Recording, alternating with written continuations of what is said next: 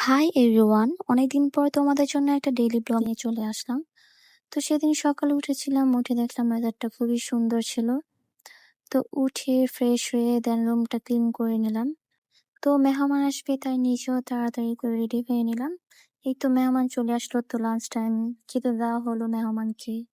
সাথে আমি একটু খেয়ে নিলাম। তো আমি একটু বারান্দায় গিয়ে দেখলাম বৃষ্টি আসবে মনে হচ্ছে, ওয়েদারটা অনেক বেশি সুন্দর লাগছিল তখন।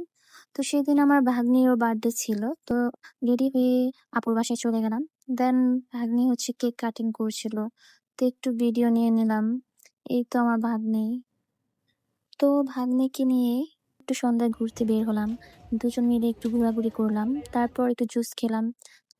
দেখলাম এখানে চিকেন চপ আর ডিম চপ বিক্রি করছিল, তো আমরা দুজন দুটো নিয়ে খেয়ে দেখলাম। তো টেস্ট খুব ভালোই ছিল। দেন ভাবলাম কি করা যায়। তো আমরা একটু স্বপ্নতে গেলাম। ১ মাস যাবৎ খুঁজছিলাম, যেটা আমি কোথাও খুঁজে পাইনি। সেটা আমি স্বপ্নতে এসে ফাইনালি মানে পেয়ে গেলাম, ১ পিসই ছিল। তো নিয়ে দেন হচ্ছে একটু স্বপ্নতে ঘোরাঘুরি করলাম কি নেওয়া যায়। তো দেখলাম। তারপর এই পাশটা আসলে আমার ভাগ্নের আর আমার হচ্ছে খুবই ভালো লাগে। কারণ এখানে আর্ট করার যাবতীয় যা আছে সবকিছু পাওয়া যায়।